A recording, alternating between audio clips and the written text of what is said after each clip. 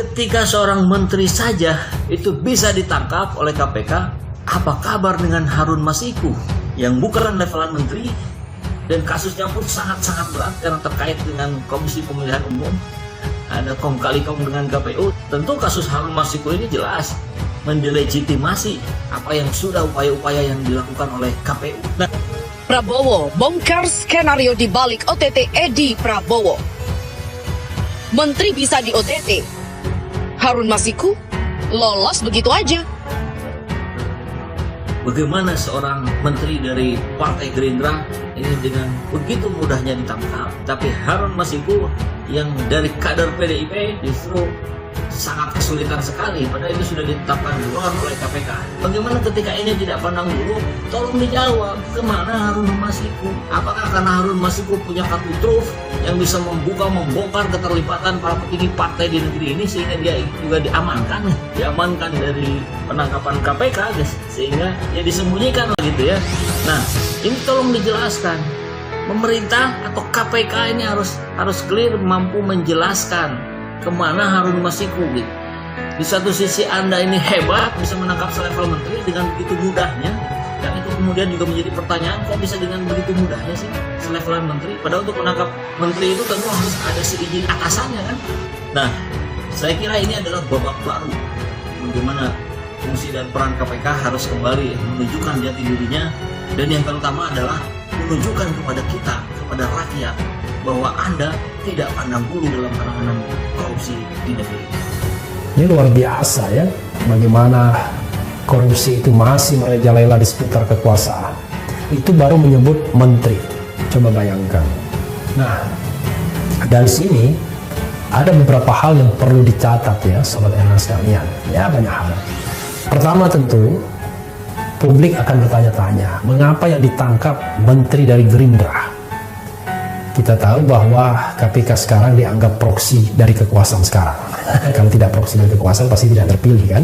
Nah, karena itu menjadi spekulasi kenapa Gerindra yang kena. Kita tahu bahwa di antara 6 partai, Gerindra adalah penumpang terakhir dalam koalisi Istana Jokowi. Sebelumnya sudah diisi oleh PDIP, Golkar, Nasdem, PKB, dan P3. Lalu muncul Gerindra sebagai penumpang terakhir dengan 2 portofolio kementerian, yaitu Menteri Pertahanan dan Menteri KKP. Lucunya sobat RH sekalian, Menteri Pertahanan itu dianggap menteri terbaik dari Gerindra, tapi menteri yang paling buruk juga dari Gerindra yaitu Edi Prabowo. Sama-sama Prabowo ya, satu pakai Edi, satu tidak ya. Itu satu hal. Bisa jadi spekulasi mengatakan, wah ini sengaja diincar Gerindra.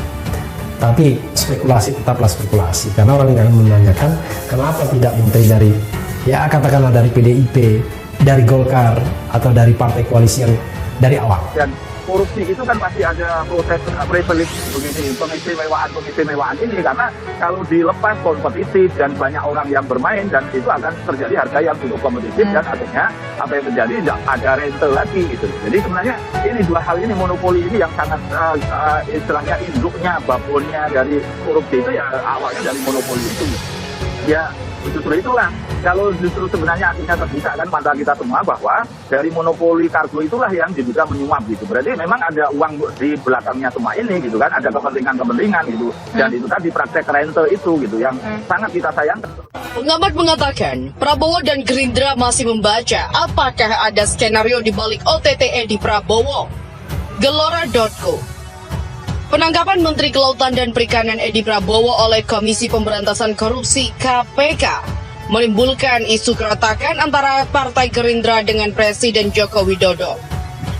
Pakar Politik dan Hukum Universitas Nasional Jakarta Saiful Anam mengatakan, keretakan terjadi karena KPK langsung melakukan penindakan terhadap Edi Prabowo yang juga Wakil Ketua Umum Gerindra sebelum melakukan pencegahan seperti yang sering digaungkan KPK. Jelas akan menimbulkan keretakan karena kita tahu semangat yang diusung KPK adalah pencegahan. Kenapa? Kepada Edi Prabowo malah langsung penindakan, kata Saiful Anam saat dihubungi kantor berita politik Hermol. Menurutnya, Ketua Umum Partai Gerindra Prabowo Subianto dan kader partai juga akan berpikir ke arah sana. Bukan tidak mungkin mereka, Prabowo dan Gerindra heran dan apakah ada skenario di balik itu semua? Itulah yang kira-kira dipertanyakan saat ini. Edi Prabowo juga dikenal sebagai orang dekat Prabowo Subianto ditangkap KPK terkait dugaan kasus suap ekspor benih lobster. Sementara ICW mengatakan kenapa menteri dapat ditangkap KPK sedangkan Harun Masiku tidak. KPK menetapkan Menteri Kelautan dan Perikanan Edi Prabowo sebagai kasus suap. Dia ditetapkan sebagai tersangka kasus suap. Dia diduga menerima miliaran rupiah terkait dengan pengurusan ekspor benih lobster. Indonesia Corruption Watch atau ICW mengapresiasi kinerja KPK yang berhasil meringkus dugaan 4 gul lipat Edi Prabowo. Namun, ICW menggarisbawahi bahwa proses hukum ini bukan berarti dapat diartikan kondisi KPK masih seperti sedia kala. Sejak berlakunya Undang-Undang Nomor 19 Tahun 2019 praktis penindakan KPK menurun drastis. Selain karena adanya ketidaksamaan visi di antara pimpinan KPK, hal lain juga terkait proses penindakan yang semakin melambat karena adanya Dewan Pengawas. Demikian kata peneliti ICW Kurnia Ramadana dalam keterangannya. Selain itu, ICW juga mengingatkan kepada KPK bahwa pekerjaan belum usai. KPK disebut jangan terlalu euforia atas penangkapan itu. Sebab masih ada buronan kasus korupsi lain yang belum berhasil ditangkap, salah satunya mantan caleg PDIP Harun Masiku. Harun Masiku tercatat sudah 10 bulan buron. Dalam konteks ini, ICW pun mempertanyakan kenapa aktor selevel menteri dapat ditangkap KPK sedangkan Harun Masiku tidak. ICW meyakini faktor yang melatar belakangi hal tersebut adalah keengganan dari Deputi Penindakan untuk mengevaluasi tim satuan tugas. Terkait dengan tim satuan tugas atau Satgas yang menangani kasus Harun Masiku, Kurnia mengatakan lebih baik dibubarkan saja lalu diganti dengan Satgas yang sudah terbukti bisa mengangkat sejumlah buron seperti mantan sekretaris MA Nur Hadi. Diketahui Satgas tersebut salah satunya terdapat sosok penyidik senior KPK Novel Baswedan. Novel pun menjadi salah satu kasatgas dalam penangkapan Edi Prabowo. Tak hanya buronan, tim tersebut juga turut meringkus Edi Prabowo. Jika ini tidak kunjung dilakukan, maka patut diduga ada pihak-pihak di internal KPK yang berkeinginan mengelindungi Harun Masiku. Sementara Edi Prabowo ditahan KPK, Jokowi bakal reshuffle kabinet besar-besaran. Menteri Kelautan dan Perikanan Edi Prabowo ditangkap Komisi Pemberantasan Korupsi atau KPK. Isu kocok ulang kabinet kembali mencuat. Setelah ditangkap, Edi Prabowo mengundurkan diri sebagai Menteri KKP dan kekinian Menko Kemaritiman dan Investasi Ludwin Sarpanjaitan menjadi Menteri KKP ad interim. Tenaga ahli utama kantor staf Presiden Doni Gahral Adian mengakui belum mengetahui rencana reshuffle atau perombakan kabinet oleh Presiden Joko Widodo. Terkait pengganti Edi sebagai Menteri KKP, Doni juga mengatakan hal tersebut merupakan hak prerogatif Jokowi. Hal itu adalah hak prerogatif Presiden apakah nanti posisi penting di KKP akan digantikan orang lain, sementara Luhut sebagai Menteri ad interim. Karena itu Doni menegaskan menjadi kewenangan Jokowi mengganti atau memilih salah satu putra atau putri terbaik menggantikan posisi Edi Prabowo sebagai Menteri KKP. Pernyataan ini muncul setelah dirinya resmi ditetapkan sebagai tersangka oleh KPK. Terkait kasus yang menjeratnya itu, dia meminta maaf kepada Gerindra, partai yang sudah membesarkan namanya. Selain itu, Edi juga mengaku siap meninggalkan jabatannya sebagai Menteri Kelautan dan Perikanan. Saya memohon maaf kepada partai saya dengan ini akan mengundurkan diri sebagai Wakil Ketua Umum dan nanti saya akan memohon diri untuk tidak lagi menjabat sebagai menteri. Saya yakin prosesnya sudah berjalan, saya akan hadapi dengan jiwa besar. Begitulah kata Edi di gedung KPK. KPK sebelumnya resmi menetapkan Edi Prabowo dan 6 lainnya resmi sebagai tersangka suap terkait izin tambak, usaha dan pengelolaan perikanan atau komoditas perairan sejenis lainnya tahun 2020. Politikus Gerindra itu ditetapkan tersangka setelah terjaring operasi tangkap tangan bersama 17 orang lainnya termasuk istri Edi, Iis Rosi Tadewi. Namun dalam penetapan tersangka, istri Edi dilepas dan tidak dijadikan tersangka.